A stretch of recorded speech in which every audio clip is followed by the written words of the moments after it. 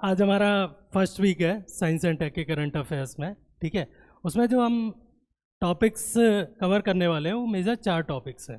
पढ़िएगा आप, मैं बताते चलता हूँ। पहला टॉपिक है स्पेस टेक सेक्टर का। बेसिकली स्पेस टेक्नोलॉजी को किसके लिए यूज़ करना, ह्यूमन डेवलपमेंट या वेलफेयर के लिए यूज़ करना। पहला सेक्टर क्या है, स्पेस टेक सेक्टर। मैं आपका करंट अफेयर्स के थ्रू साइंस एंड टेक को भी प्रिपेयर करवा दूंगा, तो इसीलिए मैंने क्या कर दिया है, इनको सेक्टर्स में डिवाइड कर दिया है। हर बार आपको current affairs science and tech का ऐसे ही मिलेगा। समझ में आ रहा है? बेसिक थ्योरीज को हम कवर करते जाएंगे। एक दिन ऐसा आएगा कि सारे सेक्टर की सारी थ्योरीज हमारी कवर हो चुकी होंगी। समझ में आ गया? ठीक। तो पहला है स्पेस टेक सेक्टर, जिसमें इसरो और नासा जैसी एजेंसीज हैं, उनके जो मिशंस हैं उनकी बात करेंगे। फॉर एग्जांपल आदित्य L1 हो गया, निसार हो गया, ठीक है, गगनयान हो गया, और एक कम्युनिकेशन सैटेलाइट है GSAT-7R जो कि नेवी के कम्युनिकेशन के लिए है, ठीक है। सेकेंड जो हमारा है, ये PDF मैं आपको दे दूंगा, परेशान नहीं होगा। सेकेंड है हमारा एस्ट्रोनॉमी एंड स्पेस। देखो दो चीज़ है, एक तो है स्पेस टेक को ह्यूमंस के वेलफेयर के लिए यूज़ करना, ठीक है। तो वी जिसमें हम ज़्यादा से ज़्यादा कहाँ तक कन्फाइंड रहते हैं, अर्थ के आसपास का जो स्पेस है, सराउंडिंग स्पेस है, वहाँ तक कन्फाइन रहते हैं, बहुत ज़्यादा दूर नहीं जा रहे हैं, या हमें यूनिवर्स की अंडरस्टैंडिंग से इसमें कोई भी लेना देना ज़्यादा नहीं है। सेकेंड है स्पेस साइंस इन इटसेल्फ, है ना, जिसे हम एस्ट्रोनॉमी भी बोल देते हैं, कि भाई ओरिजिन कैसे हुआ यूनिवर्स का, जो गैलेक्सीज हैं वो क्या हैं, जो ब्लैक होल्स हैं वो क्या हैं, पल्सर स्टार्स वगैरह क्या है, आपने ये नाम सुने होंगे, है ना, वो क्या है। तो सेकेंड वाला जो पोर्शन है आज के लिए वो क्या है, हमारा एस्ट्रोनॉमी या स्पेस साइंस का है, जिसमें हम बेसिक कंसेप्ट समझेंगे किसके, यूनिवर्स की फैब्रिक के। आइंस्टाइन ने जो थ्योरी दी थी उसके बेसिक कंसेप्ट किस में समझेंगे हम, सेकेंड वाले में। समझ में आ गया? एक बार आपको थ्योरी समझ में आ जाती है तो फिर इसमें कुछ भी बचता नहीं है, बस एप्लीकेशंस हैं, ठीक। Then our third sector is defence and related. Once again technology का यूज़ है कहाँ पे, डिफेंस सेक्टर में, ठीक है। तो आपने हाल का नाम सुना होगा, हिंदुस्तान एरोनॉटिक लिमिटेड, ठीक है, और ADA है एक और, एरोनॉटिक्स और डिफेंस एजेंसी, ठीक है। तो ये दो एजेंसी किस में इन्वॉल्व हैं, इंडिया का जो डिफेंस एविएशन सेक्टर है उसमें इन्वॉल्व है। तो उनमें से हम एक की बात करने वाले हैं, किसकी, हिंदुस्तान एरोनॉटिक्स लिमिटेड। कहाँ बेस्ड है, बेंगलुरु बेस्ड है, ठीक है। सारे जितना स्पेस सेक्टर या फिर आपको जो टेक्निकल सेक्टर मिलेगा, इसरो वगैरह, सबके हेडक्वार्टर कहाँ मिलेंगे, बेंगलोर में मिलेंगे। तो आप बेंगलोर, अगर कभी आपको पता नहीं है किसी एजेंसी का कि बेस कहाँ है, तो आप एजुकेटेड गेस क्या लगा सकते हो, बेंगलोर लगा सकते हो, ठीक है। 10 में से 8 एजेंसीज के हेडक्वार्टर क्या है, बेंगलोर है, ठीक है, जो टेक्निकल है, ठीक। लास्ट है civil nuclear technology. Once again आपको ये पता होगा कि जो हमारा सन है ना, सन भाई सबको पता है न्यूक्लियर फ्यूज़न से काम कर रहा है। कुछ कुछ एक ऐसी चीज़ है जिसका नाम न्यूक्लियर फ्यूज़न है और उससे काम कर रहा है। उसी सेम टेक्निक पे क्या काम कर रहा है, कोई बता सकता? अर्थ पे उसी सेम टेक्निक से कौन सी चीज़ काम कर रही है, न्यूक्लियर बॉम्ब, न्यूक्लियर रिएक्टर्स, दो चीज़ काम कर रहे हैं उसी सेम टेक्नोलॉजी पे, न्यूक्लियर बॉम्ब और न्यूक्लियर रिएक्टर। अगर बॉम्ब होता तो मैं इसे डिफेंस में डाल देता, बट हम उसका क्या है, सिविल यूज़ करना चाह रहे हैं, वेलफेयर के लिए यूज़ करना चाह रहे हैं, तो वो मैंने कहाँ डाल रखा है, सिविल न्यूक्लियर टेक्नोलॉजी, ठीक। तो इसमें एक न्यूज़ रही है कि चाइना, आपने न्यूक्लियर सबमरीन्स का नाम सुना है, न्यूक्लियर सबमरीन्स का नाम सुना है, पनडुब्बियाँ जो कि पानी के नीचे रहती हैं और न्यूक्लियर पावर से चलती हैं, कुछ ऐसा सुना है, जो हम रसिया से ख़रीदते हैं उनकी पुरानी, है ना, $2 बिलियन $3 बिलियन में एक सिंगल पुरानी न्यूक्लियर सबमरीन हम लोग खरीदते रहते हैं, जो कि कभी ब्लास्ट होती रहती है, कभी कुछ होता रहता है। समझ में आ रहा है? तो मतलब हाई टेक है बिल्कुल। $2 बिलियन मतलब 8,000 करोड़, 9,000 करोड़ रुपए। 2 बिलियन मतलब हो गया 18,000 करोड़ रुपए, $1 बिलियन मतलब 9,000 करोड़ रुपए। इतना ठीक है भाई, किसी को इसमें तो इश्यू नहीं है, ठीक। समझ में आ रहे हैं? चलो, तो हम ये समझेंगे बेसिकली फिजन फ्यूज़न कैसे काम करते हैं, और थोरियम बेस्ड, आपने अभी तक पढ़े होंगे यूरेनियम बेस्ड रिएक्टर, U-235 नाम सुना है पहले कभी आपने? यूरेनियम 235 एक आइसोटोप है यूरेनियम का, जिसमें न्यूट्रॉन और प्रोटॉन की संख्या कितनी है 235 है मिला के, समझ में आ रहा है? तो वो देखेंगे, ठीक है। तो ये 3-4 चीज़ें हैं जो हमें मोटे मोटे तौर पे देखनी है, ठीक है। स्टार्ट करें हम, चलो। अच्छा, ये सिंगल हैंड से स्क्रॉल होता है, सिंगल, चलो। स्पेस वाइट, ठीक है। हमारा पहला सेक्टर कौन सा है? स्पेस सेक्टर है, ठीक है। तो कोई स्पेस बता सकता है मुझे स्पेस क्या होता है? देखो लिखा हुआ है, क्या होता है स्पेस? हम स्पेस किसको बोल रहे हैं ये बात समझेंगे थोड़ा सा। ये अर्थ है, अर्थ की भाई एटमॉस्फेयर है, एटमॉस्फेयर की मल्टीपल लेयर्स हैं, ठीक है। ट्रोपोस्फेयर, स्ट्रेटोस्फेयर, आइनोस्फेयर, ये सब है, ठीक है। एक ऐसी लिमिट आएगी अर्थ की, ठीक है। अच्छा, आपको ये भी पता है कि जैसे जैसे हम अर्थ से दूर जाते जा रहे हैं वैसे वैसे जो एयर की डेंसिटी है वो क्या होती जा रही है? कम होती जा रही। क्या होती जा रही है? कम होती जा रही। मतलब यहाँ पे एयर सबसे ज़्यादा डेंस है, ग्रेविटी की वजह से, अर्थ की ग्रेविटेशनल पुल की वजह से यहाँ पे एयर क्या है? ज़्यादा डेंस है। जैसे जैसे हम ऊपर जाते जाएंगे जो हमें एयर मॉलिक्यूल है, एयर पार्टिकल्स हैं, वो कम मिलते जाएंगे। सिंपल सा फेनोमेना। तो एक लिमिट आती है, ठीक है। कोई ऐसी लिमिट नहीं है जिसको हम क्लियरली डिफाइन कर सकें। तो हमने मान लिया है 100 किलोमीटर पर एक लाइन है जिसके बियॉन्ड हमें जो एटमॉस्फेरिक पार्टिकल्स है, ठीक है, हाइड्रोजन, हीलियम, ऑक्सीजन, नाइट्रोजन, ये सब क्या है? मिलना लगभग बंद हो जाते हैं। मिलना लगभग क्या हो जाते हैं?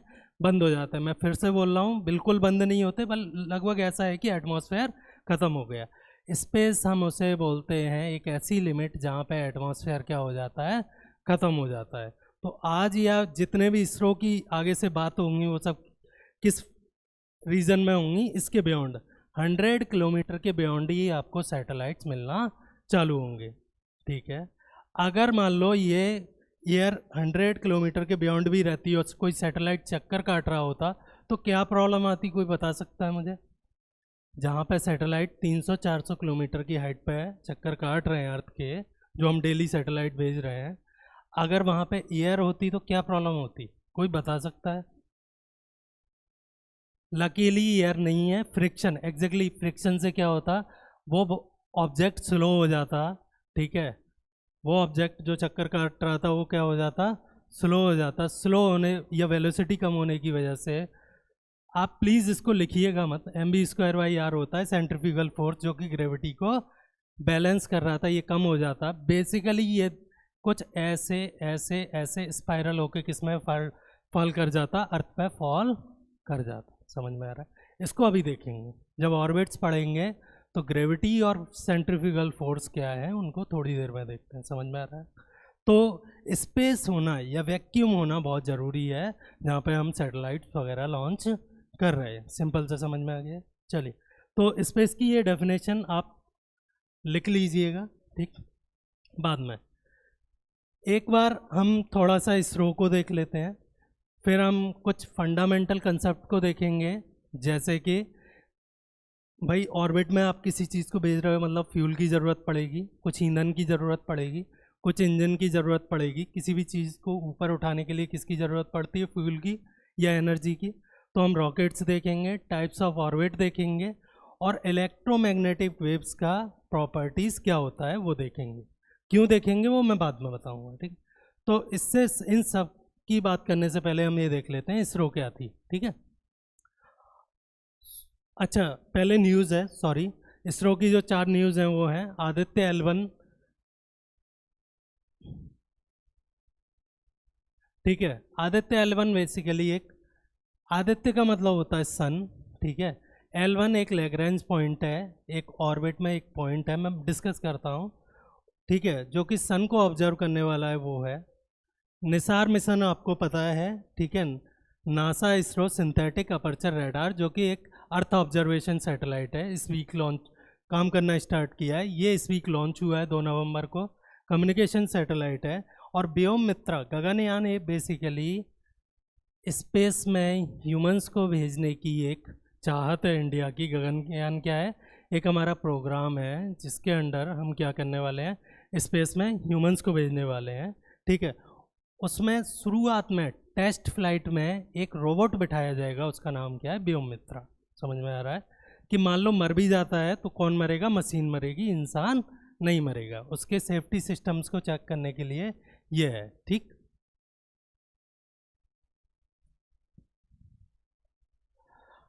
इसरो, थोड़ा सा इसरो के बारे में देख लेते हैं। One of the leading space agency है वर्ल्ड में, एकमात्र इंडिया की एजेंसी है इसरो, जो कि जिसकी वजह से इंडिया को टेक्नोलॉजिकली रिकॉग्नाइज किया जाता है वर्ल्ड में। अदरवाइज हम यूनिवर्सिटीज़ में कहीं स्टैंड नहीं करते हैं। चाइना, यूएसए और यूरोप हमसे बहुत आगे है, मतलब आगे नहीं बहुत आगे है, ठीक है। तो एकमात्र एक ये ऐसा ऑर्गेनाइजेशन है जिसकी वजह से लोग हमें टेक्नोलॉजिकल फील्ड में जानते हैं। फॉर एग्जांपल जो मंगलयान मिशन गया था, मंगलयान क्या था, मार्स पे एक मिशन गया था इसरो का, वो लगभग 450 करोड़ का था। कितने का था? 450 करोड़ का। अगर मैं उसको कंपेयर करूं, एक हॉलीवुड में मूवी बनी थी ग्रेविटी नाम की, किसी ने देखी है? ग्रेविटी नाम की एक मूवी थी, one of the highest rated movie है हॉलीवुड की, ठीक है। उसका बजट था 650 करोड़। तो ना इसरो ना सिर्फ इस बात के लिए फेमस है कि हम स्पेस को एक्सप्लोर कर रहे हैं, बट इस बात के लिए भी फेमस है कि चीपेस्ट कॉस्ट पे कर रहे हैं। हमसे सस्ता पूरे वर्ल्ड में कोई वो काम नहीं कर पाता है, खासकर स्पेस टेक में। तो इसरो काफ़ी एफिशिएंट भी है, ठीक है, आगे है और एफिशिएंट है। इसकी शुरुआत कुछ आ गया 1962 में एक कमेटी बनी थी, उसके थ्रू हुई थी। 1969 में इसको फॉर्मल नाम दे दिया गया था इसरो। 1972 में डिपार्टमेंट ऑफ स्पेस बना दिया गया था, ठीक है, जिसके अंडर किसको डाल दिया गया था? इस ऑर्गेनाइजेशन को। वो डिपार्टमेंट ऑफ स्पेस किसके अंडर काम करता है? Prime minister's office. डायरेक्टली किसको रेस्पॉन्सिबल है? Prime minister's office. तो आपको ये बात, ये प्रीलिम्स में पूछा जा चुका है भाई, ISRO works under PMO. PM या पीएमओ एक ही बात है।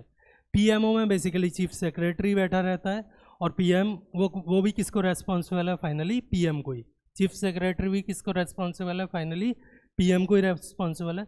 तो पीएम लिखो या पीएमओ लिखो, सेम चीज़ है, ठीक। देन 1975 में, यहाँ कहीं लिखा होगा, हमने पहला अपना सैटेलाइट लॉन्च किया। एक कम्युनिकेशन सैटेलाइट था जिसका नाम था आर्यभट्ट, ठीक है, जो एंशियंट इंडियन मैथमेटिशियन है, उनके नाम पे हमने एक सैटेलाइट लॉन्च किया था। बट ये हमने अपने रॉकेट से नहीं किया था, रशियंस की हेल्प से किया था, ठीक है। किसकी हेल्प से किया था? रसिया की। हमने अपना पहला जो रॉकेट और स्पेसक्राफ्ट लॉन्च किया इंडिजीनियसली, वो था रोहिणी, ठीक है, ईयर था 1980। और जो इसके जो रॉकेट था वो था सैटेलाइट लॉन्च व्हीकल, ठीक है भाई, ठीक। थोड़ा सा क्योंकि ये स्टैटिक पोर्शन है, बट मुझे पता है इसको नहीं बताऊंगा तो आपको आगे का कुछ भी समझ में नहीं आएगा, तो हम फटाफट इसको देख लेते हैं। फिर ये प्रोग्रेस बढ़ती गई, ठीक है। हमने अच्छे लॉन्च व्हीकल्स बना लिए, जैसे PSLV, polar satellite launch vehicle, GSLV, जियो सिंक्रोनस सैटेलाइट लॉन्च व्हीकल, ठीक है, जो अभी यूज़ में।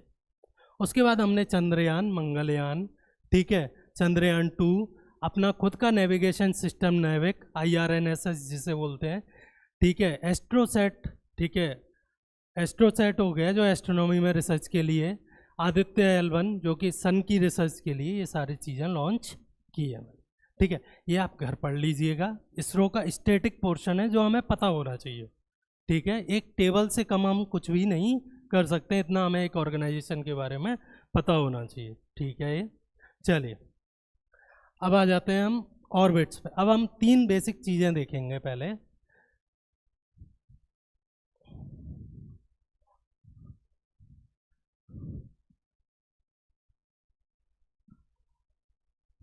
तीन बेसिक चीज़ें क्या हैं? मान लो ये अपनी अर्थ है, ठीक है भाई, हमें, अच्छा ये सेकंड पेज पे नहीं जाएगा, हमें यहाँ से एक बॉडी कहाँ पहुँचानी है? ऑर्बिट में पहुँचा, ये ऐसा ही कुछ करना चाह रहे हैं हम, ठीक है। तो हमें 2-3 चीज़ों की अंडरस्टैंडिंग होनी चाहिए। पहली चीज़ कि इसे यहाँ से यहाँ तक कैसे पहुँचाया जाए, तो हमें चाहिएगा एक रॉकेट, सही है ये, ठीक है। हमें किस तरह की ऑर्बिट में डालना है, इसे अर्थ के पास रखना है, दूर रखना है, ठीक है। तो वहाँ से आता है कंसेप्ट ऑर्बिट्स का। पहली चीज़ क्या हो गई, लॉन्च व्हीकल या रॉकेट हो गया। सेकेंड हो गया कि हमें इसको किस ऑर्बिट में डालना है, हमारा पर्पस क्या है। हमें इसे स्थिर रखना है एक पॉइंट पे, हमारे कंपैरिजन में, हमारे रेस्पेक्ट में। इसको स्टेशनरी रखना है या फिर इससे अर्थ इमेजिंग करवानी है, फ़ोटो खिंचवाने हैं। बेसिकली अगर मैं दूसरी भाषा में बोलूँ, अर्थ इमेजिंग का मतलब क्या है, फ़ोटो खींचना है अर्थ के, ठीक है। तो हमको इसको अर्थ इमेजिंग करवानी है। तीसरा सबसे इम्पोर्टेंट, एक बार आपका सैटेलाइट पहुंच गया, यहाँ से यहाँ चला गया, ठीक है, तो आपने रॉकेट का यूज़ कर लिया, आपने ऑर्बिट भी डिसाइड कर ली। थर्ड है कि एक बार सैटेलाइट आपसे दूर चला गया, आप उससे कम्युनिकेट कैसे करने वाले हो। तीसरा इम्पोर्टेंट एस्पेक्ट क्या है स्पेस टेक का, कि आप उससे कम्युनिकेट कैसे करने वाले हो। तो तीसरा जो इम्पोर्टेंट चीज़ आती है वो आती है कि आप रेडियो वेव्स में कम्युनिकेट करने वाले हो। इसलिए आपने कभी रेडियो देखा है, एक ट्रांजिस्टर टाइप का डब्बा आता था पुराना, याद है कुछ, उसको रेडियो पता है क्यों बोलते थे? क्योंकि वो किस में कम्युनिकेट करता था, रेडियो वेव्स में। किससे कम्युनिकेट करता था, सैटेलाइट से।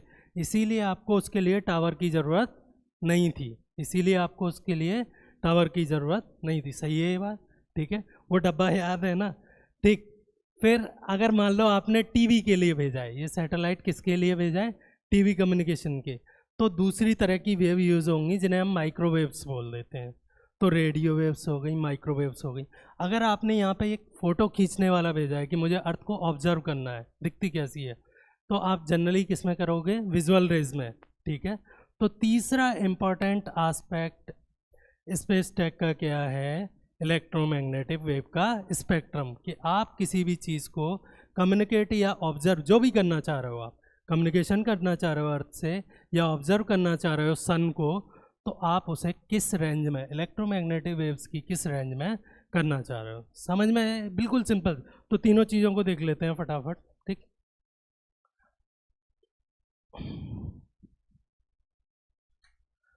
किसी को कोई डाउट है? ये बड़ी अजीब बात है ना, यहाँ कोई डाउट नहीं पूछता है, ये मुझे पहले से पता है ना। तो हमारे मास्टर एक ही चीज़ बोलते थे, अगर आपको डाउट नहीं है या तो सब कुछ आ गया है या कुछ नहीं आया है, ठीक है। सही बात है, या तो पूरा ही गायब हो गया है तो कितना डाउट पूछेंगे यार, है ना। या फिर सब कुछ समझ में आ गया तो डाउट है ही नहीं, ठीक है। तो कौन सी कैटेगरी में हो आप लोग? दोनों ही नहीं है, तो फिर डाउट पूछ सकते हो, मतलब कुछ रह गया है जो समझ में ना आया हो। हाँ, अभी तक कोई डाउट है इसमें? ठीक है, ये ठीक है। तो तीन चीज़ें हैं, पहला है ठीक ऑर्बिट्स, सेकेंड है रॉकेट्स, और तीसरा है इलेक्ट्रोमैग्नेटिक वेव स्पेक्ट्रम। खुल के हंस सकते हो आप, ठीक है, कोई मतलब पाबंदी नहीं है, ठीक। चलिए, तो पहले देख लेते हैं अपन ऑर्बिट्स को, यहाँ ध्यान से देखेंगे। देखो, ध्यान से देखोगे नहीं फिर आप रटते फिरोगे कि यार ये सन सिंक्रोनस ऑर्बिट में, ये पोलर में, ये इसमें, तो बेहतर है उसको समझ लो, ठीक है। बेहतर क्या है, उसको समझ लो, ठीक।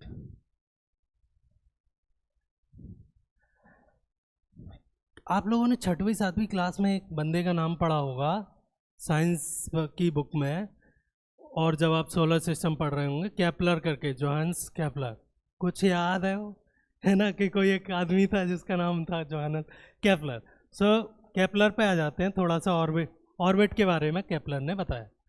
और केपलर ने ये बोला, कोई भी बॉडी, जब मान लो ये सन है, ये अर्थ है, सेम सैटेलाइट्स के लिए भाई कोई अलग रूल नहीं है। सैटेलाइट भी कैसे चक्कर काट रहे हैं, जैसे सन जैसे अर्थ किसके चक्कर काट रही है, सन के, वैसे ही सैटेलाइट अर्थ के चक्कर काट रहे हैं। तो से अगर हम इनको समझते हैं तो हम उन लॉज को भी समझ। तो केपलर ने बोला बेसिकली कि कोई भी सैटेलाइट या कोई भी बॉडी अगर किसी दूसरी बॉडी के चक्कर काट रही है, ठीक है, तो वो जनरली इलिप्स या सर्कल में काटेगी। आपको पता है कि जितनी भी एक्स्ट्रा टेरेस्ट्रियल बॉडीज़ हैं, जैसे कि मून हो गया या फिर बाकी बॉडीज़ हैं जितनी भी, वो सब कैसी किस में चक्कर काट रही हैं, परफेक्ट सर्कल में चक्कर नहीं काट रही, बल्कि किस में, एलिप्स में। कोई बता सकता है क्यों काट रही हैं एलिप्स में? ये हम सबको पता होता है एलिप्स में काट रही हैं, बट क्यों? हाँ, gravitational pull of other bodies, जैसे कि मार्स हो गया, वो आपकी जो सर्कुलर ऑर्बिट थी उसको ख़राब कर सकता है, जैसे जुपिटर हो गया, बड़े बड़े प्लेनेट। ठीक, तो केपलर ने ये बोला कि पहले तो इन जनरल किस में चक्कर काटेंगी, एलिप्स में। ठीक है, सेकेंड बोला कि जितना ये बॉडी दूर रहेगी, मान लो सन से अर्थ जितनी दूर है, तो जो टाइम पीरियड ऑफ रिवॉल्यूशन है T square is directly proportional to R cube. R cube क्या है, डिस्टेंस है। इतना समझेंगे कि जितना जितना बॉडी दूर जाएगी सेंटर से, उतना ही स्लो चक्कर काटेगी। ठीक है, और उतना ही टाइम क्या होगा, ज़्यादा होगा। यहाँ तक किसी को कोई प्रॉब्लम नहीं है। ठीक है, मैं प्रूव कर सकता हूँ ये कैसे आता है, बट वो अपने आप यहाँ पे कोई काम नहीं है। ठीक, चलो अब इस पे से अपन अपनी सैटेलाइट्स की ऑर्बिट में आ जाते हैं। ठीक है, इससे अपन सैटेलाइट्स की ऑर्बिट में आ जाते हैं, और उसमें एक इम्पॉर्टेंट चीज़ है, ये दिख रहा है आपको डायग्राम। ठीक, तो हमने एक बात की कि जैसे जैसे कोई बॉडी सेंटर से दूर जाती जाती है, उसका जो टाइम पीरियड है वो क्या होता जाता है, ऑर्बिट का बढ़ता जाता है। सही है बात, किसी को प्रॉब्लम है? तो हमने क्या किया, अर्थ का सेंटर तो हमें नहीं पता है, बट इस सरफेस तक डिस्टेंस कितनी है, लगभग 64,000 किलोमीटर। सही है, ज्योग्राफी तो पढ़ा है आपने। अर्थ के सेंटर से सरफेस तक डिस्टेंस कितनी है, 64,000 किलोमीटर है भाई। किसी को इसमें दिक्कत है क्या? नहीं।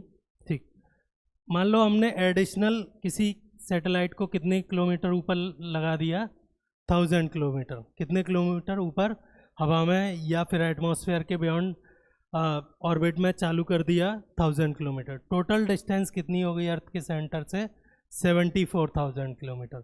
तो हमें पता चला इसका जो ऑर्बिटल टाइम है वो आ रहा है 2 hours.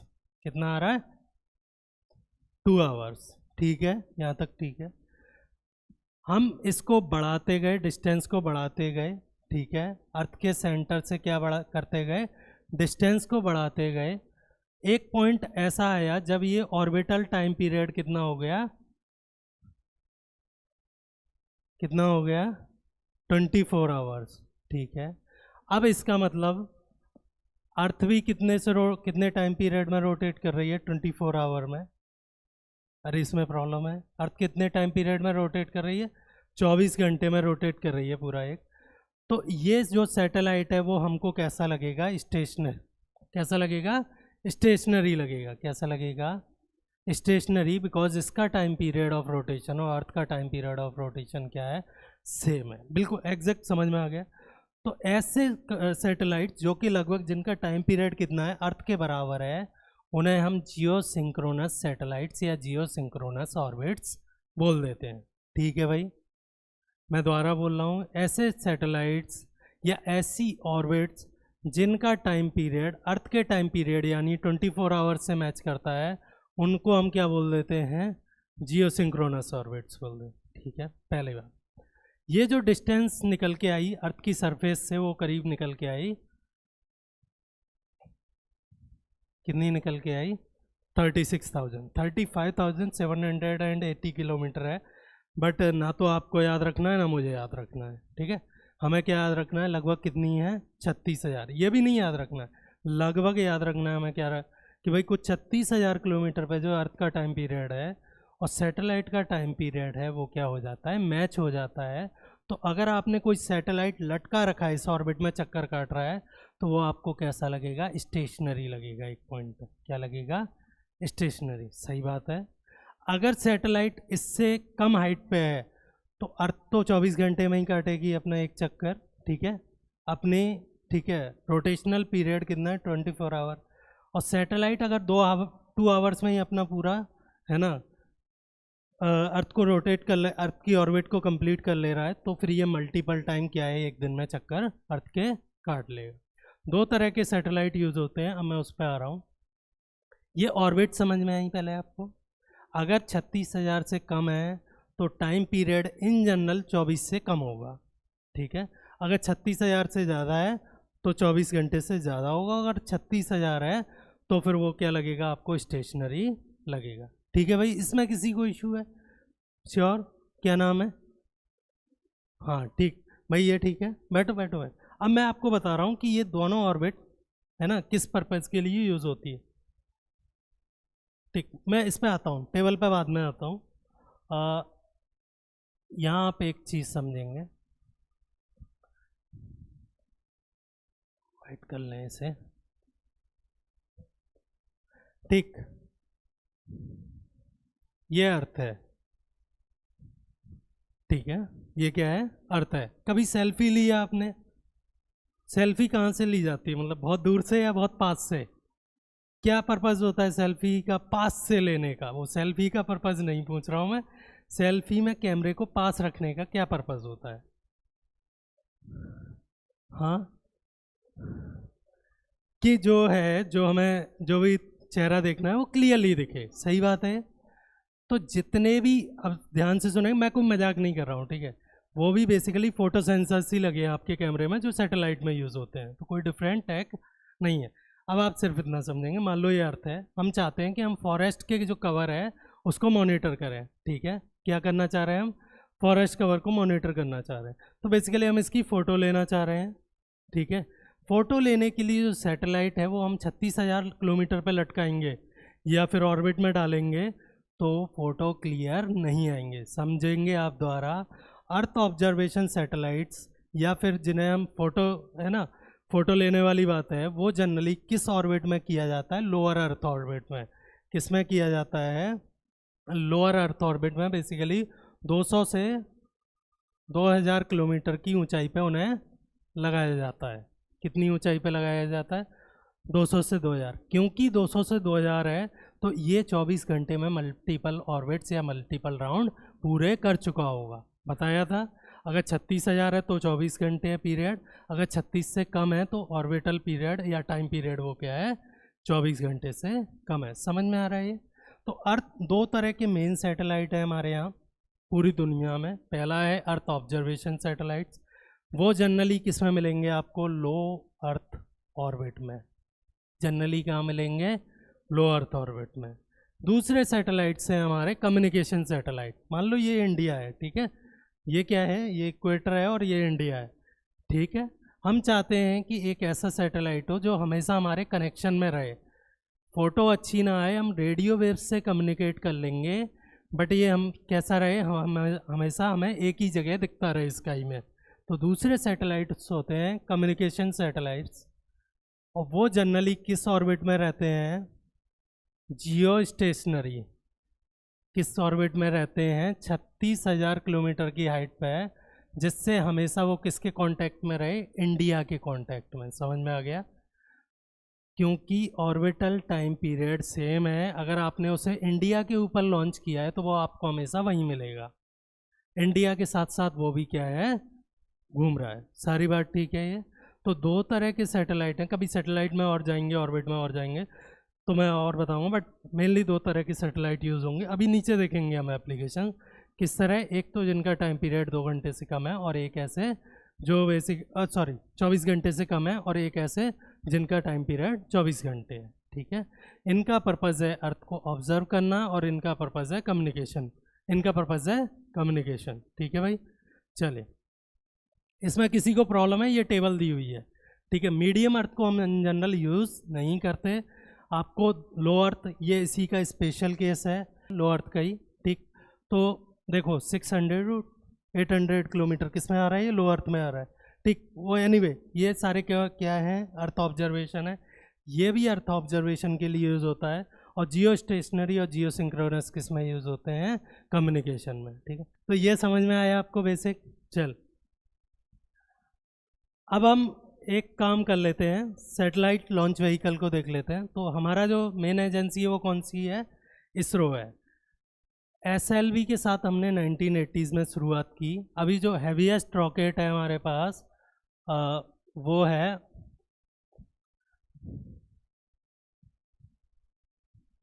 GSLV 3rd generation. Mark का मतलब 3rd जनरेशन है, ये कोई भी स्पेशल टर्म नहीं है, सिंपली क्या बोल रहा है कि ये कौन से जनरेशन का सैटेलाइट है, 3rd जनरेशन का सैटेलाइट है, ठीक है। एक सैटेलाइट में क्या होता है और कैसे काम करता है वो देख लेते हैं, ठीक।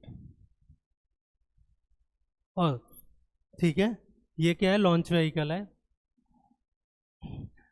किसी भी लॉन्च व्हीकल में जनरली, या रॉकेट जिसे हम बोलते हैं,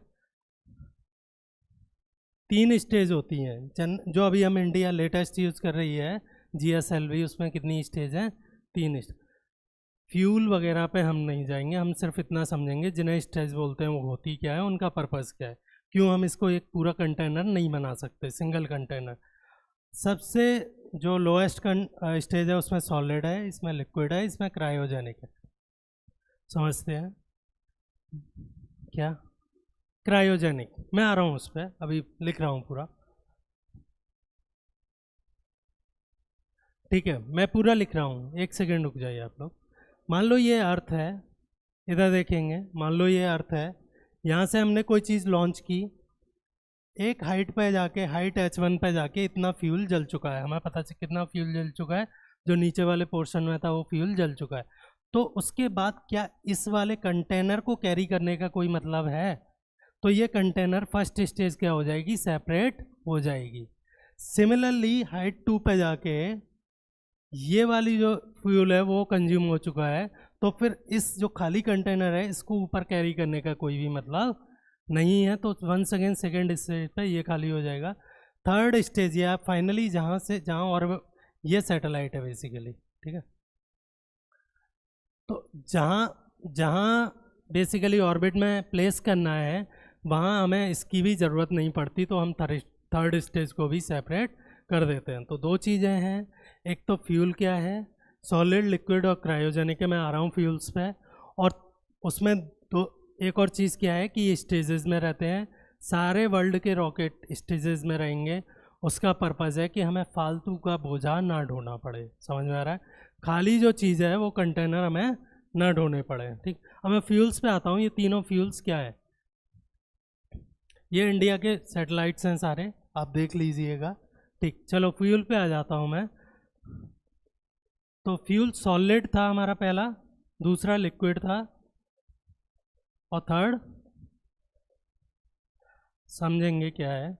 सॉलिड बेसिकली एक मिक्सचर है जो कि सॉलिड स्टेट में है, जो कि हमें क्या प्रोवाइड करेगा, हाई थ्रस्ट। क्या प्रोवाइड करेगा, हाई थ्रस्ट। मतलब सबसे इनिशियल स्टेज में हमें मैक्सिमम फोर्स की ज़रूरत होती है, क्योंकि बोझा पूरा है, पूरा रॉकेट है अभी तुम्हारे ऊपर। सेकेंडली आपका जो वेलोसिटी है वो 0 है, आप कहाँ से स्टार्ट कर रहे हो, सरफेस से स्टार्ट कर रहे हो। तो सॉलिड हमें मैक्सिमम क्या देता है, थ्रस्ट देता है। ये हमें कुछ एफिशिएंसी देता है, मतलब पर केजी जो हम फ्यूल कैरी कर रहे हैं, पर केजी जो फ्यूल बर्न कर रहे हैं, उससे हमें कितना थ्रस्ट मिल रहा है वो इसमें ज़्यादा होता है as compare to solid. Liquid में हमें थ्रस्ट कम मिलता है क्योंकि बोझा कम रहता है। सॉरी, क्रायो में हमें थ्रस्ट कम मिलता है क्योंकि बोझा कम होता है। आप नीचे की स्टेजेस को सेड कर चुके हो, गिरा चुके हो। तो क्रायोजेनिक में बेसिकली एफिशिएंसी क्या होती है, मैक्सिमम होती है। एक सिंपल सा है, ज़्यादा डीप जाने की ज़रूरत नहीं है। फ्यूल्स के नाम नहीं पूछे जाते किसी भी एग्ज़ाम में, आपको याद करने की ज़रूरत नहीं है, बट मैंने आपको तीनों का पर्पज़ यहाँ पे बता दिया है एक लाइन में। चलिए, किसी को इसमें प्रॉब्लम है? सॉलिड क्रायोजेनिक होता है बेसिकली हाइड्रोजन और ऑक्सीजन को लो टेम्परेचर पे लिक्विड फॉर्म में स्टोर करना। मैं दोबारा बोल रहा हूँ, क्रायो का मतलब होता है ठंडा, ठीक है। यहाँ पे हम क्या करते हैं, लो टेम्परेचर पे हाइड्रोजन और ऑक्सीजन को, ठीक है, स्टोर करते हैं as in the form of liquid. ये भी क्या है, लिक्विड ही है, ठीक है। ये भी फाइनली क्या है, लिक्विड है। हाइड्रोजन ऑक्सीजन इन जनरल हमें किस फॉर्म में मिलते हैं अर्थ पे, है ना, गैसियस फॉर्म में। अगर टेम्परेचर कम कर दिया जाए तो उनकी काइनेटिक एनर्जी कम हो जाती है, वो किस फॉर्म में मिल जाते हैं हमें, लिक्विड फॉर्म में। इसीलिए इसको क्या बोलते हैं, क्रायो। ये सिर्फ GSLV में है, बाकी किसी भी इंडिया के रॉकेट में ये थर्ड स्टेज नहीं है। उनमें या तो 2 लिक्विड होंगी, 2 सॉलिड होंगी, बट ये वाली क्रायोजेनिक टेक्नोलॉजी उनमें नहीं है। समझ में आ रहा है? ये 2001 में डेवलप हुई है, अमेरिका से मांगी थी हमने 1990s में, उन्होंने मना कर दिया था। ऑब्वियसली मना ही करता है, ठीक है। चलो ये हो गया भाई, इसका पर्पज़ भी समझ में आ गया कि क्यों हाइयर एफिशिएंसी वाली चीज़ें ऊपर रखी है। फाइनली ऑर्बिट हो गए, फ्यूल्स रॉकेट्स हो गए, अब बचती है इलेक्ट्रोमैग्नेटिक वेव।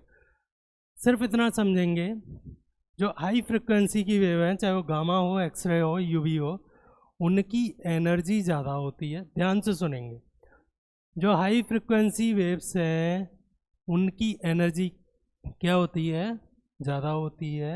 वेवलेंथ क्या होती है, कम होती है। और पेनिट्रेशन पावर कोई मुझे बता सकता है? मतलब अगर मैं एक एक्सरे को इस दीवार पर डालूं तो क्या एक्सरे पार कर सकती है?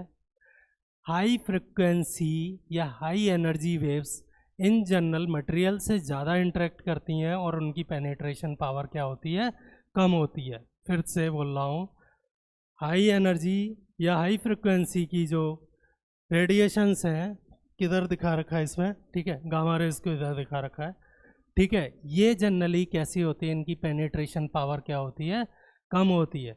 अगर इसी दीवार में मैं रेडियो वेव्स को डालूं तो आपको उधर रेडियो वेव सिग्नल मिल जाएंगे।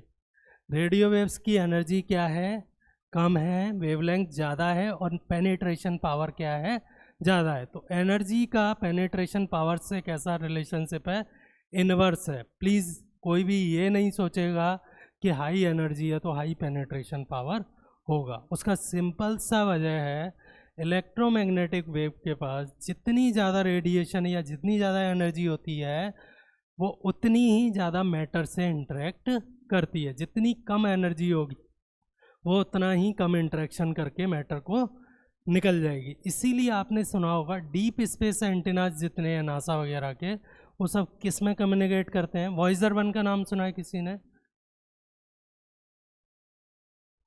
ठीक है, मंगलयान का सुना था। मंगलयान से हम कम्युनिकेट कैसे कर रहे थे, कोई बता सकता है? नासा के डीप स्पेस एंटीना का एक नेटवर्क है, उसके थ्रू। उसमें जो वेव्स यूज होती हैं वो कौन सी होती हैं, रेडियो वेव्स होती हैं। क्योंकि जितनी कम एनर्जी रहती है वेव्स की, उतना ही इंटरेक्शन या फिर जो हिंड्रेंस आता है कम्युनिकेशन में वो क्या होता है, कम होता है। समझ में आ रहा है आपको ये? ठीक है, तो ये बात याद रखनी है। अब हमारे जितने सैटेलाइट पे सेंसर रहेंगे वो इस बात पर डिपेंड करेंगे कि जो सोर्स है, जो हमारा सोर्स है, वो विजुअल लाइट में है, वो इंफ्रारेड में है, या फिर वो अल्ट्रावायलेट में है, या एक्सरे में है। मैं फिर बोल रहा हूँ, जितने भी सैटेलाइट पे है, हमने बोला था ना सैटेलाइट का कुछ काम रहेगा, या तो वो धरती को देखता होगा या फिर वो धरती से कम्युनिकेट करता होगा। अगर वो कम्युनिकेट कर रहा है तो जनरली माइक्रोवेव और रेडियो वेव में करते हैं। कम्युनिकेशन सैटेलाइट किस में काम करते हैं, माइक्रोवेव और रेडियो वेव में। और जो जनरली जो अर्थ ऑब्जर्वेशन सैटेलाइट है वो किस में काम करते हैं, विजुअल रेंज में। समझ में आ रहा है आपको? और अगर कोई हमें हाई एनर्जी स्टार को देखना है जो कि गामा और एक्सरे छोड़ रहा है, तो उनके सेंसर कहाँ काम करेंगे, इस रेंज में काम करेंगे। फॉर एग्जांपल आदित्य L1 पे जो 2 सेंसर हैं वो आपको यूवी और एक्सरे के मिलेंगे। वो किसके मिलेंगे, यूवी और एक्सरे। अब आपको समझ में आने लगा होगा कि क्यों ये सब इंटरकनेक्टेड है, सैटेलाइट और इलेक्ट्रोमैग्नेटिक वेव्स का क्या रिलेशन है। ये हो गया है। चलो, एक ऑर्बिट जो छूट गई थी वो है ये।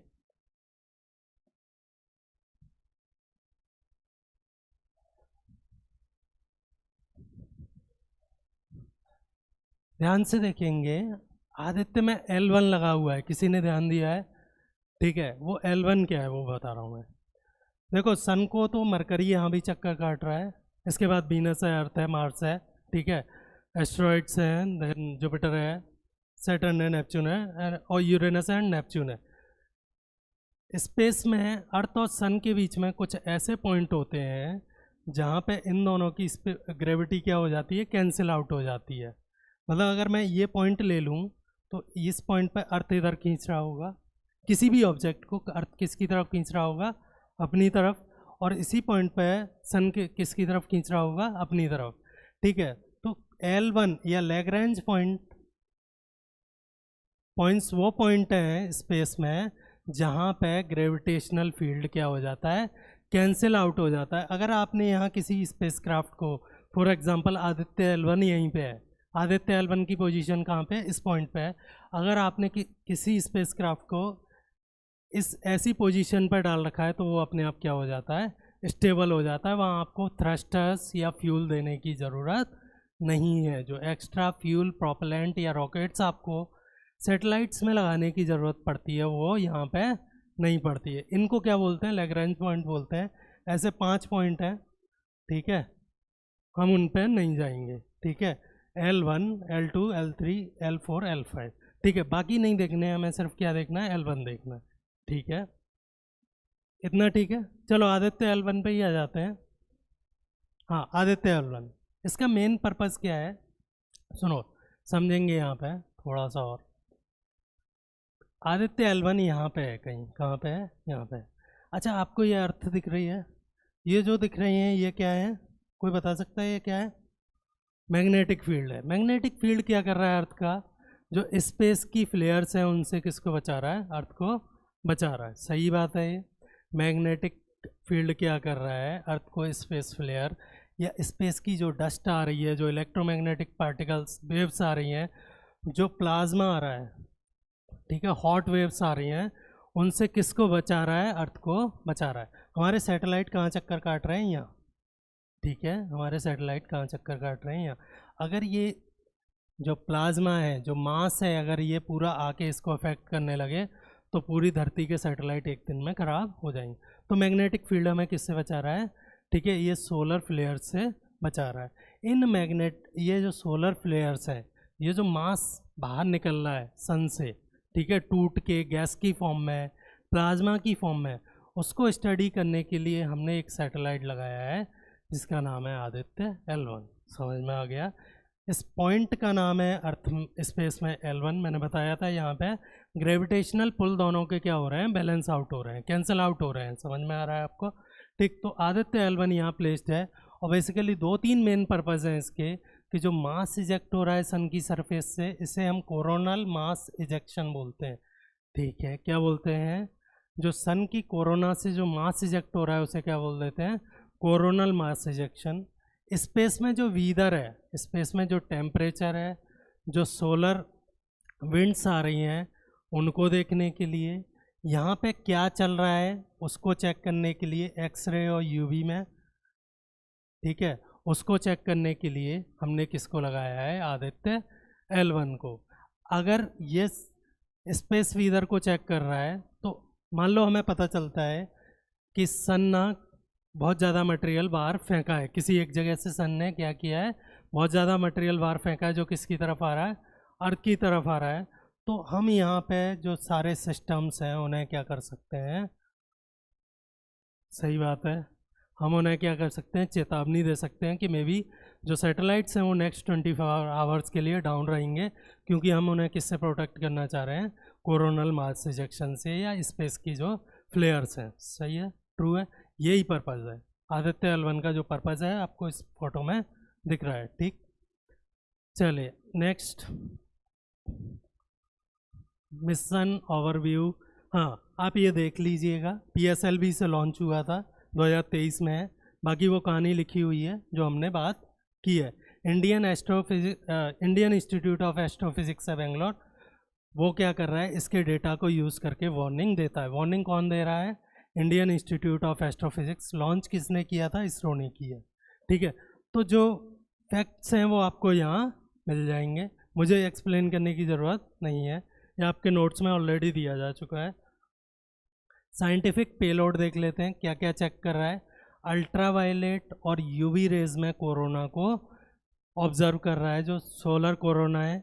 जो मास इजेक्शन हो रहा है उसे देख रहा है, जो सन का मैग्नेटिक फील्ड है उसे देख रहा है, ठीक है, और जो सोलर फ्लेयर्स हैं उन्हें देख रहा है। बेसिकली सूर्य से निकलने वाली, सन से निकलने वाली जितनी भी चीज़ें हैं उन्हें ऑब्जर्व कर रहा है। आपको पेलोड्स पे नहीं जाना है, 7 पेलोड्स हैं, हमें इतनी डिटेल्स में नहीं जाना है। बस यहाँ मैंने कहा कि एक बार बता सकते हैं, बट आपको ये एग्ज़ाम के लिए याद नहीं रखना है।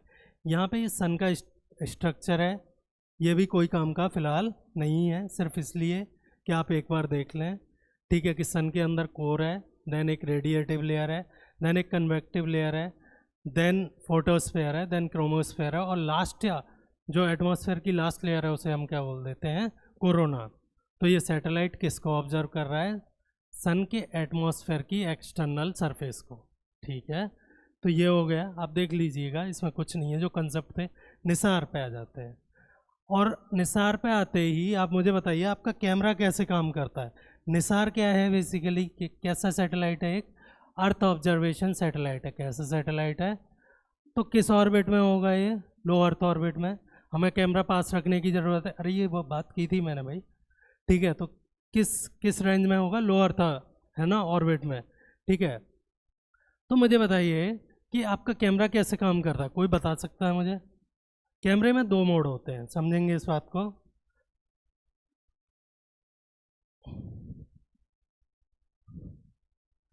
ये लेंस है और ये फ्लैश है, ठीक है भाई। ये कैमरे का लेंस है, ये फ्लैश है। दिन में जब लाइट है प्रॉपरली तब आपको फ्लैश की ज़रूरत नहीं है, ठीक है। कोई बता सकता है क्यों, कि जो सन रेज हैं वो पढ़ के किस पे जा रही हैं, आपके फोटो सेंसर या लेंस में जा रही हैं, तो आपको इसकी आर्टिफिशियल लाइट की ज़रूरत नहीं है। बट नाइट में आपको इसकी ज़रूरत पड़ती है। तो नाइट में कैसा होता है कि आपने फ़ोटो ली, ये फ्लैश चमका, ये जो इलेक्ट्रोमैग्नेटिक वेव या लाइट है वो बेसिकली उस ऑब्जेक्ट तक ट्रेवल की और बैक टू कहाँ जाएगी, आपके फोटो सेंसर तक। इतना ठीक है, इसमें प्रॉब्लम नहीं है, ठीक है। निसार कुछ कुछ सेकंड प्रिंसिपल पर काम करता है। निसार किस पे काम करता है, सेकंड प्रिंसिपल पर। निसार में दो चीज़ें हैं, ठीक, एक तो फ्लैश है और दूसरा लेंस है। लेंस उस, क्योंकि जब हम विजुअल रेज को कैप्चर करते हैं तो हमें इस तरह के लेंस चाहिए होते हैं, लेकिन जब हम माइक्रो और रेडियो वेव को यूज़ करते हैं या फिर कैप्चर करते हैं तो हमें डिस्क से काम चल जाता है। आपने घर पे छत पे टीवी की डिस्क देखी है, तो वो बेसिकली लेंस है, किसके लिए, माइक्रोवेव के लिए। किसको कैप्चर कर रहा है वो, माइक्रोवेव को। जैसे हमारे आँख के लेंस विजुअल रेज को कैप्चर कर रहे हैं, वैसे ही वो डिस्क जो लगी हुई है छत पे, जो एंटीना लगा हुआ है, वो किसको कैप्चर कर रहा है, माइक्रोवेव और रेडियो वेव्स को। तभी तो वो कम्युनिकेट कर पा रहा है सैटेलाइट से। समझ में आ रहा है आपको। तो यहाँ पे एक सेंसर है जो ये मान के लगाया गया है कि हम सनलाइट पे डिपेंडेंट नहीं है, चाहे दिन हो चाहे रात हो, हमें फ़ोटो अर्थ की चाहिए। पहला तो इस बात को समझेंगे। तो जो सिंथेटिक वर्ड आया है वो कहाँ से आया है, इस एक्टिव से आया है, कि आप जो एनर्जी का सोर्स क्रिएट कर रहे हैं वो कैसा है, आर्टिफिशियल है, you are not dependent on sunlight, ठीक है। तो बेसिकली ये क्या करता है, कुछ रेज भेजेगा माइक्रोवेव में। ये रेज धरती से टकरा के, जो भी ऑब्जेक्ट है उससे टकरा के कहाँ पर पहुँचेंगी, उस रिफ्लेक्टर तक। तो ये रिफ्लेक्टर किसकी तरह काम कर रहा है, लेंस की तरह। तो ये बता देगा कि यहाँ पे ऊंचाई कितनी है, यहाँ पे गहराई है, यहाँ पे कौन सा मटेरियल है। समझ में आ रहा है। दो बैंड में काम करता है, मतलब अगर किसी फ्लैश से लाइट ग्रीन निकल, एक तो होता है वाइट लाइट निकल रही है, एक हो सकता है कि ग्रीन या रेड निकल रही हो। तो वैसे ही दो बैंड है माइक्रोवेव के, एक एल बैंड है, एक एस बैंड है, ठीक है। समझ में आ रहा है आप लोगों को, यह सब गायब होने लगा, नहीं आ रहा, ठीक है। थोड़ा थोड़ा सा और ध्यान देंगे। मैंने बताया था कि अगर वेवलेंथ लंबी है, लॉन्ग है, तो पेनिट्रेशन पावर क्या होगी, ज़्यादा होगी, ये बताया था मैंने। अगर वेवलेंथ लॉन्ग है, फ्रिक्वेंसी कम है, तो पेनिट्रेशन पावर क्या होगी, ज़्यादा होगी। तो जो एल बैंड का जो इंस्ट्रूमेंट है यहाँ पे, वो बेसिकली मान लो ये कोई अर्थ सरफेस है जहाँ वेजिटेशन है, तो इसको पेनिट्रेट करके वो किसको मैप कर सकता है, अर्थ को मैप कर सकता है। एल बैंड क्या है, पेनिट्रेटिव है, और वो किसको मैप कर सकता है, जो अंडरलाइंग फीचर्स हैं अर्थ सरफेस के। समझ में आ रहा है। एस बैंड बेसिकली आपके विजुअल लाइट की तरह काम करता है, वो इसको पेनिट्रेट नहीं कर सकता है। तो पहली लेयर हमारी बन गई अंडरलाइंग फीचर्स की। सेकेंड लेयर जो एस बैंड से बनेगी वो हो जाएगा माइक्रो, जो डिटेल्स हैं, छोटी छोटी जो डिटेल है, कि उस सरफेस पे पेड़ हैं, पानी भरा हुआ है, बर्फ़ है, या क्या चल रहा है, बिल्डिंग है, उसको कौन मैप करता है, एस वेव, ठीक है। तो दो बैंड हैं इसमें, ठीक है। एक लॉन्ग वेव का है जो कि पेनिट्रेटिव है, जो कि नीचे की सरफेस को देख सकता है, और सेकेंड है एस वेव, शॉर्ट वेव्स का माइक्रोवेव में, जो कि बेसिकली माइक्रो फीचर्स को मैप कर सकता है। तो आपको अर्थ की कुछ कुछ इस तरह तस्वीरें मिलने लगेंगी। कभी आपने ये देखा भी होगा, कुछ इस तरह की डिटेल्ड तस्वीरें मिलने लगेंगी, किससे, निसार से। क्योंकि मान लो किसी फॉरेस्ट को मैप कर रहे हैं। फॉरेस्ट में क्या है, पेड़ है, बट हम पेड़ के नीचे का देख पा रहे हैं, किसकी वजह से? एल बैंड की वजह से। तो ऐसा होता है कि कभी लैंडस्लाइड होती है, अर्थक्वेक होता है, या कोई भी और चेंज हो रहे हैं, तो उनको हम तुरंत ही उनके लिए वार्निंग दे सकते हैं। ये काम है निसार का। डिजास्टर मैनेजमेंट के लिए एक प्रोमिनेंट सैटेलाइट है। अगर मैं दूसरी भाषा में बोलूँ तो किसके लिए ये सैटेलाइट? Disaster management. अब समझ में आ रहा है आपको क्यों वो एल वेव रखा गया है वहाँ, और क्या इलेक्ट्रोमैग्नेटिक वेव्स की प्रॉपर्टीज़ का हम यूज़ कर रहे हैं। समझ में आ रहा है कि जितना लंबी वेवलेंथ है, जितनी कम एनर्जी है, उतना ही ज़्यादा हम नीचे तक या किसी भी चीज़ को अंदर तक देख सकते हैं। ठीक है, तो आपको कुछ इस तरह नासा इसरो का मिशन है, ये इसके कुछ की फीचर्स दिए हुए हैं। लॉन्च व्हीकल GSLV Mark 3 था। सन सिंक्रोनस या पोलर ऑर्बिट, मतलब एक लो अर्थ ऑर्बिट है जो कि किसके लिए बनाई गई है? अर्थ ऑब्जर्वेशन के लिए। ठीक, ये हमने बात की थी, सिंथेटिक की बात की थी। और रेडार वो था, ठीक, जिसमें ये कम्युनिकेशन हो रहा है। सिंथेटिक मतलब वो अपनी माइक्रोवेव खुद भेज रहा है। रेडार मतलब बेसिकली जो ये पूरा कम्युनिकेशन काम कर रहा है बैक एंड फोर्थ। ठीक है, इतने तक ठीक है। ठीक, 7 नवंबर 2025 में ये बेसिकली ऑपरेशनल हुआ है। इसके आप एक बार एप्लीकेशंस पढ़िए, मेन एप्लीकेशंस देखिए। क्या क्या मैप कर सकते हैं हम? डिजास्टर मैनेजमेंट में यूज़ कर सकते हैं लैंडस्लाइड अर्थक्वेक्स के लिए। क्रायोस्फीयर बेसिकली होता है जहाँ पे बर्फ़ जमी हो। ठीक है, मेंस का सवाल है भाई, what is cryosphere and what are the problem it is facing. UPSC mains का 2018 का सवाल है। ठीक है, क्रायोस्फीयर बेसिकली आपके ग्लेशियर्स और पोलर रीजन जहाँ पे बर्फ़ जमी हुई है। फॉरेस्ट एंड कार्बन हो गया, एग्रीकल्चर हो गया, आप क्रॉपिंग पैटर्न्स को मैप कर सकते हो।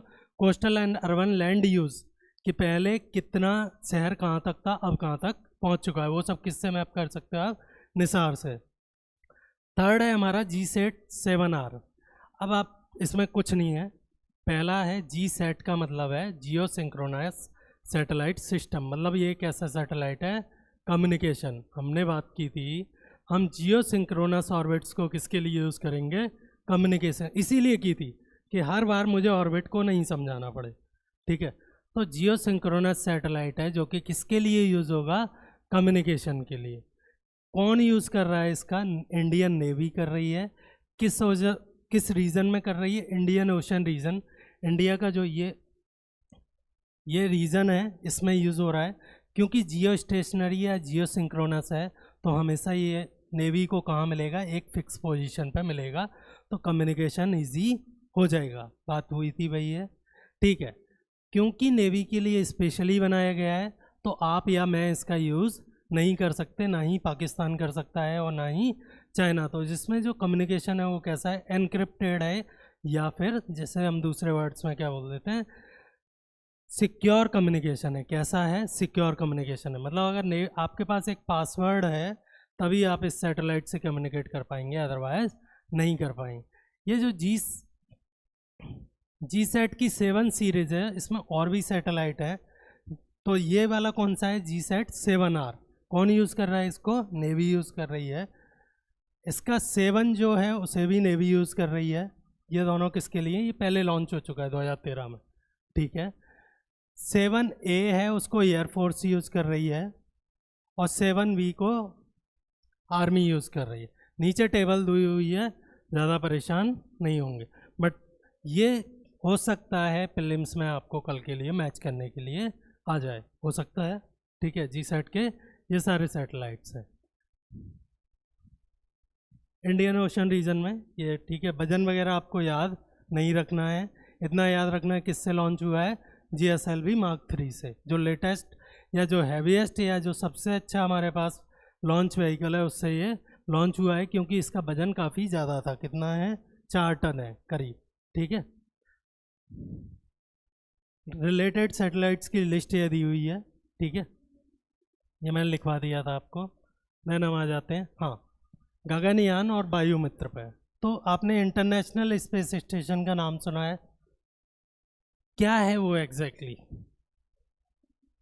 एक ऐसी ऑब्जर्वेटरी जिसको हमने कहाँ लटका रखा है? एक ऑर्बिट में लगा रखा है, अर्थ के तरफ, चारों तरफ है ना, अर्थ की ऑर्बिट में लटका रखा है। एक ऐसी ऑब्जर्वेटरी जिसमें हम साइंटिफिक एक्सपेरिमेंट कर रहे हैं, कहाँ पे? अर्थ पे नहीं बल्कि ऑर्बिट में। ये दो चीज़ें ध्यान से समझेंगे। जब ये ऑर्बिट में है तो इधर क्या खींच रही होगी इसे? ग्रेविटी, नहीं तो ये भाग जाता अभी तक। ठीक है, जैसे हम पत्थर को घुमाते हैं, रस्सी टूट जाती है, पत्थर भाग जाता है, तो इसका मतलब रस्सी फोर्स लगा रही थी हमारी तरफ। सही बात है, नहीं तो पत्थर भाग जाता है टूटते ही। पर बात ये है कि ये चलो ये भाग नहीं रहा दूर, वो तो ठीक है, ये नीचे क्यों नहीं गिर रहा? हाँ, सेंट्रीफ्यूगल फोर्स।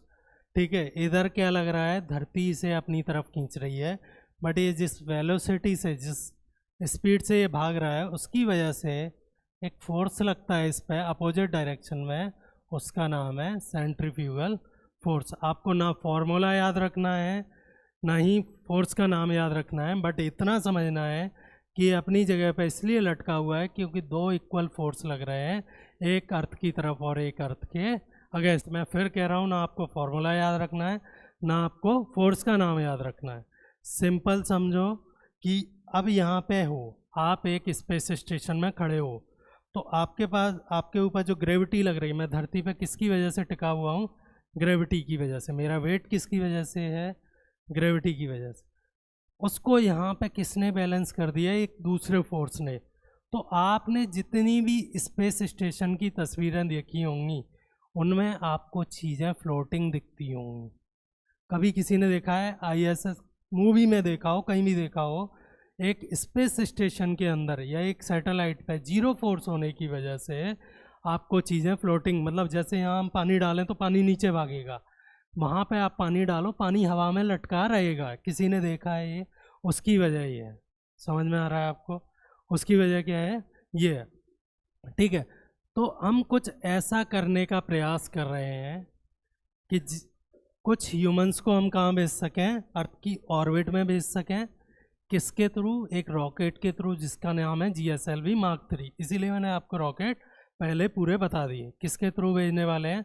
GSLV Mark 3 के ऊपर बिठा के, ऐसे एक रॉकेट पर बिठा के इनको 400 किलोमीटर की हाइट पे भेज के 3-4 दिन धरती के चक्कर कटवा के नीचे लाने वाले हैं। पूरी स्कीम नीचे है, बट इसका सिग्निफिकेंस समझेंगे। पहली ह्यूमन स्पेस फ्लाइट कब हुई थी? 1961 में। यूरी गागरिन, रसिया का जो बंदा था। अरे ये तो पढ़ा होगा यार, तो वो जीके की जो किताबें आती हैं उनमें होता है ये सब तो। ठीक है, यूरी गागरिन नाम का एक बंदा था जो पहली बार कहाँ गया था? स्पेस में गया था। इंडियंस स्पेस में कई बार जा चुके हैं, बट हम खुद के रॉकेट से नहीं गए। मैं फिर कह रहा हूँ, इंडियंस की ये खुद की इंडिजिनस या सेल्फ पहली फ्लाइट है स्पेस में जाने की। हम कई बार कई सारे अभी एक गया था, याद है वो शुक्ला जी, बहुत नाम हुआ था। ठीक है, हाँ कोई तो गया था, ठीक है, बहुत नाम हुआ था उनका। तो इसका मतलब इंडियंस पहले जा चुके हैं। हम अपने आप से पहली बार जाने की कोशिश कर रहे हैं। उस मिशन को हमने नाम दे दिया है गगनयान। ठीक है, क्या नाम दे दिया है? गगनयान। सेकेंडली, गगनयान में पहली बारी साहिल को बिठा के नहीं भेजना चाहते हम। मान लो क्रैश हो गया, रॉकेट फट गया, जैसे चैलेंजर फटा था नासा का। ठीक है, तो ऐसा ना कुछ करने की जगह हम क्या कर रहे हैं? एक रोबोट को भेज रहे हैं, जैसे रशियंस ने 1958 में कुत्ते को भेजा था। ठीक है, तो उस रोबोट का नाम क्या है?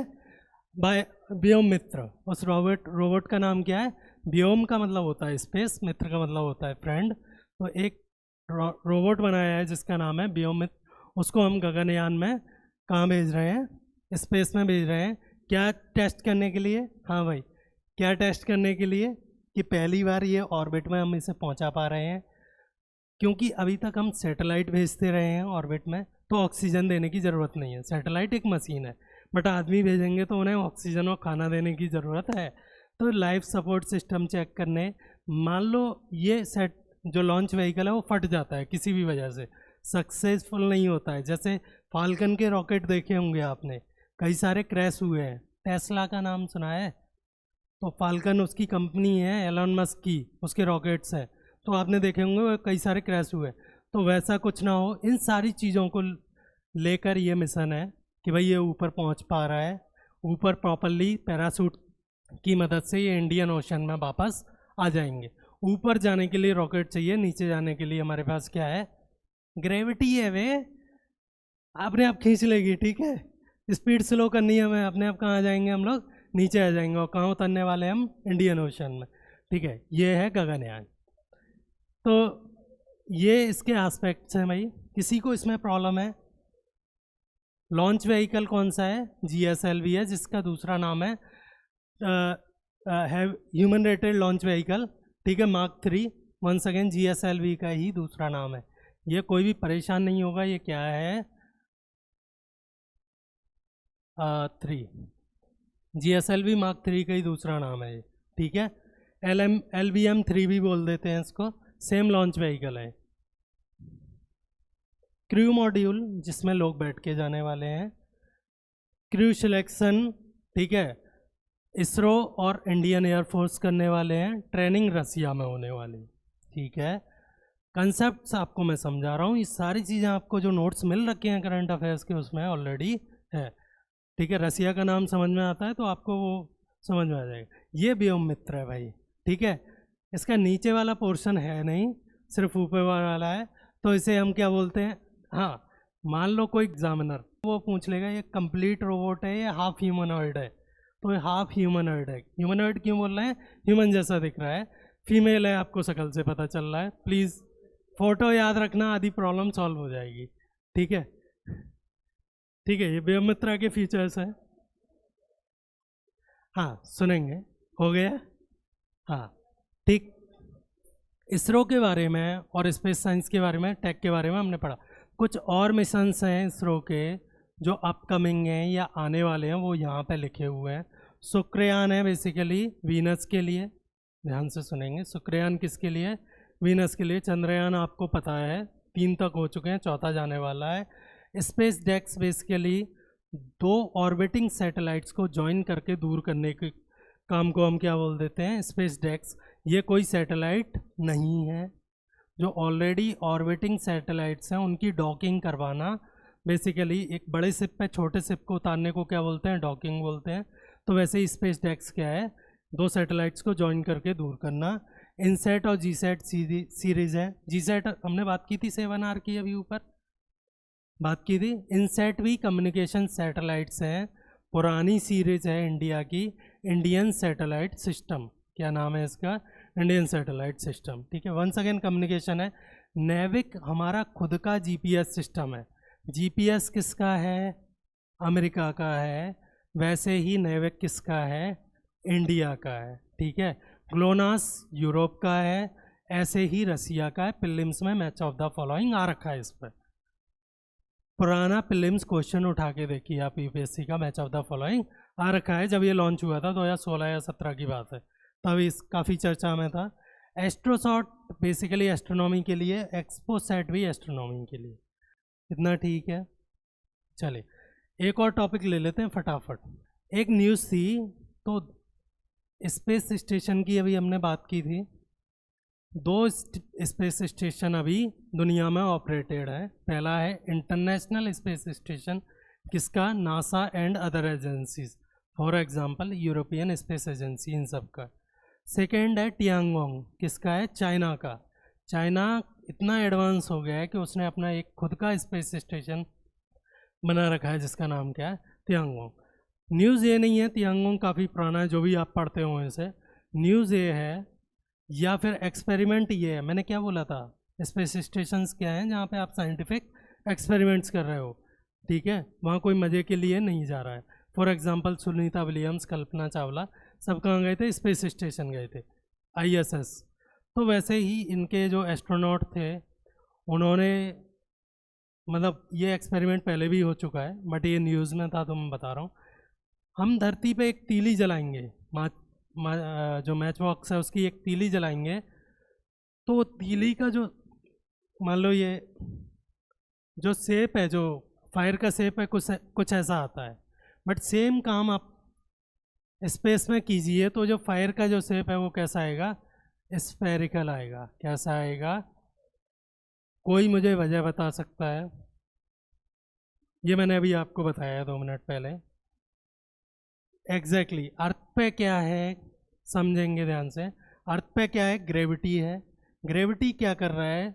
जो हैवी चीज़ें हैं उन्हें नीचे खींच रहा है, और बाई कोरोलरी ऑफ दैट उसकी वजह से जो लाइट चीज़ें हैं, गर्म होने पर जो चीज़ें लाइट वेट हो जाती हैं वो अपने आप किस कहाँ उड़ने लगती है, ऊपर उठने लगती है। बेसिकली ठंडी हवा इधर से आके इसको ऑक्यूपाई करती है और इसको डिस्प्लेस करती है, तो हमें ये शेप मिलता है। समझ में आया पहले? यहाँ पे ऐसा कुछ भी नहीं है। यहाँ पे ग्रेविटी क्या है, नलीफाई। यहाँ पे एक और सेकंड चीज़, यहाँ पे ग्रेविटी जीरो नहीं है। अर्थ तो तब भी है, ग्रेविटी का जो इफेक्ट है वो जीरो है, क्योंकि ग्रेविटी अगर नीचे लग रही है तो एक फोर्स कहाँ लग रहा है, ऊपर लग रहा है। तो कोई भी इस बात को समझेगा ऑर्बिट में ग्रेविटी जीरो नहीं होती, बल्कि उसका इफेक्ट जीरो होता है। ठीक है, पहले तो ये स्टेटमेंट गलत नहीं होने चाहिए, पूछे जाते हैं। ठीक, सेकेंड, क्योंकि यहाँ पे कोई भी फोर्स नहीं है। मान लो यहाँ की हवा है चारों तरफ की, यहाँ पे नीचे के लिए कोई फोर्स नहीं है, तो ये नीचे भागने की कोशिश नहीं करेगी। ये जो ठंडी हवा है, जो हैवी है, वो ना तो इधर भागने की कोशिश करेगी, ना उधर भागने, न नीचे ना ऊपर, क्योंकि यहाँ पे कोई भी एक डायरेक्शन का फोर्स नहीं है। तो ये हवा जो अंदर यहाँ पे आग जल रही है, वहाँ पे ऑक्सीजन कैसे पहुँचती है, धीरे धीरे डिफ्यूज़न से ऑक्सीजन पहुँचती है। यहाँ पे जो कंबशन है वो कैसा होता है, स्लो होता है। स्लो कंबशन की जो फ्लेम्स होती हैं वो ब्लू होती हैं। ठीक है, मैं फिर बता रहा हूँ, स्लो कंबशन की फ्लेम क्या होती हैं, ब्लू होती हैं। ठीक है, यहाँ पे आपको फ्लेम्स कैसी मिलेगी, ऑरेंज मिलेगी। उसकी वजह है इनकम्प्लीट कंबशन। ये जो रस हो रही है, हवा जल्दी जल्दी आ रही है और इसको ऊपर उठा रही है, उसकी वजह से यहाँ पे क्या होता है, कंबशन इनकम्प्लीट होता है। ठीक है, इनकम्प्लीट कंबशन पर जो हमें फ्लेम मिलती हैं वो कैसी मिलती हैं, ऑरेंज मिलती हैं। कंप्लीट कंबशन पे जो फ्लेम मिलती हैं वो ब्लू मिलती हैं। पहला ये हो गया। सेकंड, यहाँ पे फ्लेम का शेप कैसा है, सर्कुलर है और स्फेरिकल है। यहाँ पे कैसा है, टीयर ड्रॉप है। इतना है, ये हो गया। किसी को इसमें प्रॉब्लम है भाई? कंसेप्ट में सारी उसी से चल रही है, दो फोर्सेस के इक्वल होने की वजह से। ठीक, तो ये पूरी नीचे कहानी दे रखी है, दिख रही है आपको। ये एक्सपेरिमेंट्स हैं, स्पेस स्टेशन का है, ये कहाँ का है, अर्थ का है। ठीक है, ये एस्पेक्ट दे रखे हैं फ्लेम के, ऑरेंज और ये सब। ठीक है, नेक्स्ट, किसी ने ओमुआमा का नाम सुना था? ओमुआमा का टेड टॉक्स पे एक वीडियो है। ठीक है, अब मैं आ जाता हूँ ओरिजिनल टॉपिक पे। तो हो क्या रहा है बेसिकली, आप इसको देखिए। ठीक, हाँ, केपलर ने जो बाउंडेड ऑर्बिट्स हैं, या जो किसी एक सेंट्रल बॉडी का चक्कर काट रही हैं, उन ऑर्बिट्स की शेप क्या बताई थी केपलर ने, कैसी रहेगी, सर्कुलर या एलिप्टिकल। कैसी रहेगी, सर्कुलर या फिर एलिप्टिकल। आप देखते हो अपनी टेलीस्कोप से, मान लो नासा में आप कहीं बैठे हुए हो, आप देखते हो कि कोई एक ऐसा ऑब्जेक्ट आ रहा है जिसकी ट्रेजेक्ट्री को ट्रैक करने पे हमें पता चला है कि वो सर्कुलर या फिर एलिप्टिकल नहीं है। कैसे पता चला है हमें? ट्रेजेक्ट्री को ट्रैक करने पर। वहाँ कोई एलियन नहीं बैठा है जो हमें ये बता रहा है कि मैं सोलर सिस्टम के बाहर से आया हूँ। हमें कैसे पता चल रहा है? ट्रेजेक्ट्री को ट्रैक करने पे। अगर ट्रेजेक्ट्री एलिप्टिकल है तो वो ऑब्जेक्ट कहाँ से आया है? सोलर सिस्टम के अंदर से आया है। अगर ट्रेजेक्ट्री हाइपरबोलिक, ये भूल जाओ हाइपरबोलिक क्या है, मैथमेटिकल कंसेप्ट है। ठीक है, अगर ट्रेजेक्ट्री इलिप्टिकल है तो वो कहाँ से आया है ऑब्जेक्ट? सोलर सिस्टम के अंदर से। फॉर एग्जांपल 76 ईयर में जो चक्कर काटता है हेलीज कमेट, एक कमेट का नाम हेलीज कमेट सुना है आपने। हमें कैसे पता वो सोलर सिस्टम के अंदर से आ रहा है या बाहर से आ रहा है? उसकी ट्रेजेक्ट्री से। कैसे पता चल रहा है? ट्रेजेक्ट्री से। और कोई ऑप्शन नहीं है हमारे पास। तो 2017 में हमने एक पहला ऑब्जेक्ट देखा जिसका हमने नाम रखा ओमुआमुआ। उसकी ट्रेजेक्ट्री कुछ कैसी थी? हाइपरबोलिक थी, मतलब फैली हुई थी। स्पीड इतनी ज़्यादा थी कि हमें समझ में आ गया था कि अर्थ का ग्रेविटेशनल पुल उसे रोक नहीं सकता है। समझ में आ रहा है? दो चीज़ों से, एक तो वेलोसिटी और दूसरी ट्रेजेक्ट्री से हम ये बता सकते हैं कि कोई भी चीज़, चाहे वो हमने पहली बार देखी हो या 10 बार देख चुके हों, वो सोलर सिस्टम की है या सोलर सिस्टम के बाहर से आ रही है। तो उसके बाद 2017 के बाद 2019 में हमने सेकेंड ऑब्जेक्ट ऑब्जर्व किया, वारिसोव कमेट। पहले लोग सोच रहे थे वो क्या है, कमेट है।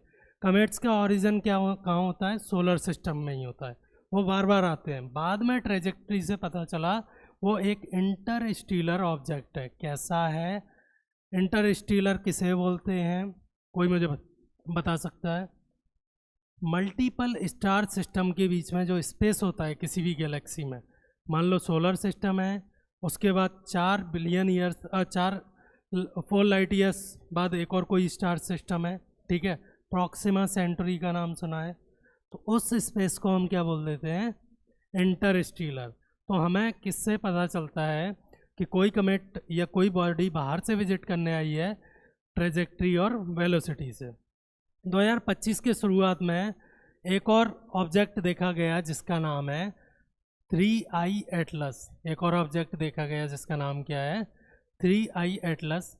3 का मतलब थर्ड नंबर, I का मतलब इंटरस्टेलर, और जो एटलस है वो ऑब्जर्वेटरी है नासा की जिसने उसे ट्रैक किया है। तो थर्ड कंफर्म्ड ऑब्जेक्ट है जो आज तक हमने ऑब्जर्व किया है, जो कि कहाँ से आया है, इंटरस्टेलर स्पेस से आया है। समझ में आया? आपको 3 ही बातें याद रखनी है। पहले तो उस ऑब्जेक्ट का नाम 3I एटलस क्या है, बेसिकली ना कमेट है, ना एस्ट्रॉयड है, ना प्लेनेट है, बल्कि क्या है, एक इंटरस्टेलर ऑब्जेक्ट है। सेकेंडली कैसे पता चलता है हमें, ट्रेजेक्ट्री से पता चलता है, ठीक है, यही तो, इन्हीं को तो ऑर्बिट्स बोलते हैं। अगर ये इलिप्टिकल हो जाए तो कैसे पता चलता है हमें, ट्रेजेक्ट्री से पता चलता है। ट्रेजेक्ट्री इसकी कैसी है, हाइपरबोलिक है। ये 3 चीज़ें आपको याद रखनी है। और जिस बेसिकली ऑब्जर्वेटरी या जिस इंस्ट्रूमेंट ने इसका पता लगाया था वो है नासा का एटलस ऑब्जर्वेटरी। क्या नाम है उसका, एटलस ऑब्जर्वेटरी। इसके अलावा इसमें कुछ भी आपको याद नहीं रखना है, ठीक। नेक्स्ट क्या है, आप देखिएगा, ये speed 2 lakh kilometre per hour है। स्पीड कितनी है, 2 लाख किलोमीटर पर आवर है। हमें पता है कि सन इसको बाउंड नहीं रख सकता, सन की ग्रेविटी इतनी स्ट्रांग नहीं है कि इसे रोक सके। हाइपरबोलिक ट्रेजेक्ट्री है, ठीक है। तो ये नेक्स्ट क्लास में पढ़ेंगे हम।